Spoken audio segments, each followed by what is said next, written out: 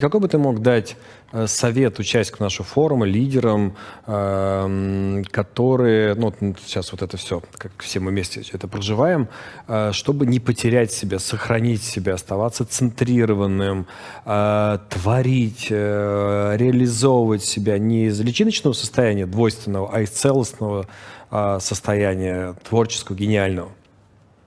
Не дерзну давать советы, хочу просто манифестировать и свой пример, и продемонстрировать то, что я также озабочен и болезненно озабочен поиском этого стержня, этой устойчивости в этом хаосе довольно жестких реалий и так далее. И на самом деле это ответ дают все духовные традиции, которые мы, ну вот волей обстоятельств исследуем в контексте исследования природы творчества, природы сознания и так далее. Все указывают на одно.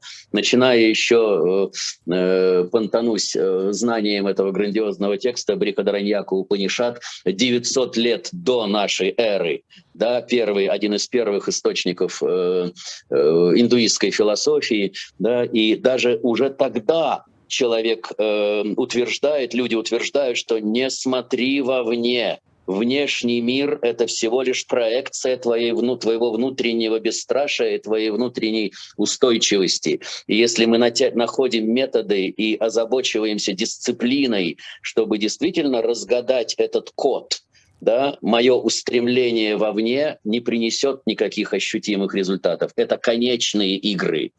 Обращение вовнутрь — это оседлывание или опора на бесконечные игры. Да, здесь я получаю карт-бланш этой невероятной устойчивости и начинаю пробуждаться к этому творческому импульсу. Внутри я творю свою реальность с помощью воображения, если следовать Юнгу и Хилману и так далее, с помощью притягивания определенных внутренних дисциплинарных механизмов, и внешний мир начинает раскрашиваться теми красками той устойчивости и бесстрашия, какую я дисциплинарно формирую внутри.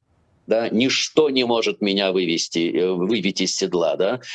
Любую ситуацию я превращаю в факт искусства, просто потому что я центрирован и так далее. Это единственное видение, которое меня воодушевляет и которое я лично использую, создавая все наши продукты и манифестирую как философию. И именно это, как генный код, хочется поддерживать в современном мире, и именно вокруг него сейчас разворачивается эта территория фестиваля игры. Да, это балийская история. Вместе с Сергеем Солониным мы хотим в его городе будущего, да, создать этот глубокий контекст, куда могли бы съезжаться как в точку сборки со всего мира люди и входить в очень красивый, как мы сейчас вот начинаем создавать драматургический расклад, да, и рождать эту уникальную убежденность, то, что мы творцы мира, в котором хотим жить. Взять ответственность на себя за это, конечно же, стать взрослым. Да, перестать быть ребеночком с диагнозом выученной беспомощности, да, что я должен обязательно найти кого-то вовне, который предоставит мне или предоставит мне удобную, комфортную жизнь и так далее. Я творец, я. Найдя этот центр, эту точку отсчета, да, человек становится взрослым и начинает творить окружающую реальность. А если еще и находятся люди, которые вдруг начинают зеркалить это, и это тоже технологии, тогда он просто счастливый человек, потому что они вместе творят мир, в котором хотят жить.